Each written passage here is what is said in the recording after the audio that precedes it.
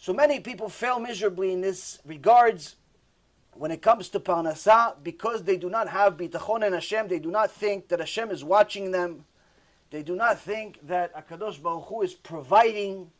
So they think they need to cheat the system. They feel they need to build a Ponzi scheme.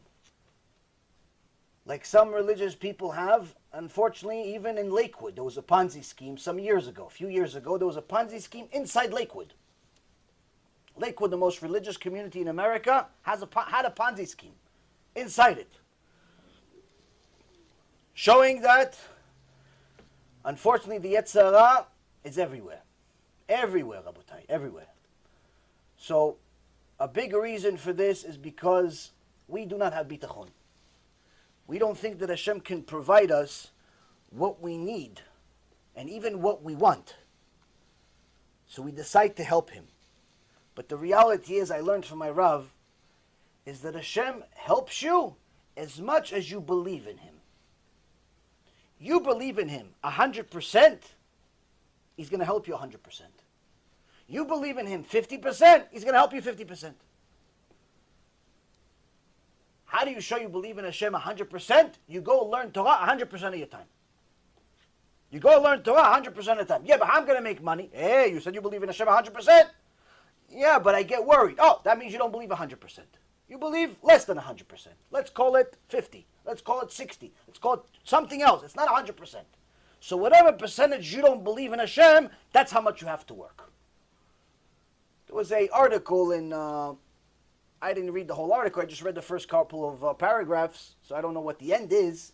But the topic of discussion was in Mishpacha magazine about whether Bnei Torah need to go work or when should they go to work. And really, I hope that by the end of the article, the rabbi got to the same conclusion, because that would be actually Da'at Torah. That's what the Gemara Masechet Brachot says.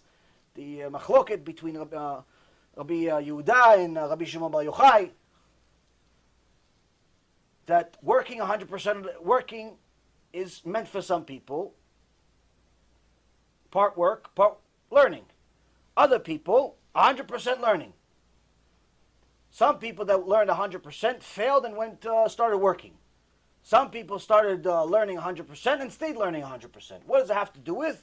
It has to do with who this person is, what kind of bitachon he has, and so on and so forth. The point is, Rabotai, is that when people ask, what do? You work for HaKadosh Baruch Hu. How you work for HaKadosh Baruch Hu depends. You could even be working for HaKadosh Baruch Hu while you work for UPS, while you work for Coca-Cola, while you work for the yeshiva, while you work for anything. It all depends on how you do your work. That's why the Gemara Masechet Shabbat, page 32a, says there are a few questions that are going to be asked to a person as soon as he gets to Shamayim. The first question they're going to ask him, first one, is did you conduct your business with emunah? Meaning, did you conduct your business with an understanding that HaKadosh Baruch Hu is here watching you? When? All the time. So before you decide to keep the extra change that the customer didn't notice that he gave you, did you realize it? Did you give him the change back, or you decide to pocket it? Because you figured, if he didn't realize it, that means he has plenty. If he didn't realize it, I didn't realize it. Did you understand that HaKadosh Baruch Hu is watching when you decided to cheat the government and write that you're like half homeless even though you have plenty of money to survive? You're half homeless because you want to get all these benefits that are at least $15,000 to $25,000 a year. And you applied, I'm half homeless with a half an arm and a half an eye because I want to get a bunch of stuff for free. Oh, so you didn't realize that Kadosh Baruch Hu watches this too. You're not midvar sheker tichak. You're not allowed to lie. You didn't realize that. Oh, okay. Question number one failed. So, when a person has emunah in HaKadosh Baruch Hu, it's not emunah, oh, I believe that Hashem is going to help me get to work on time. Yes, that of course too. But that's not the ikar. The ikar is, how do you conduct yourself even at your day job? And this type of understanding can help a person arrive at a bitachon where he could literally become the Moshe Rabbeinu of the generation, without a question.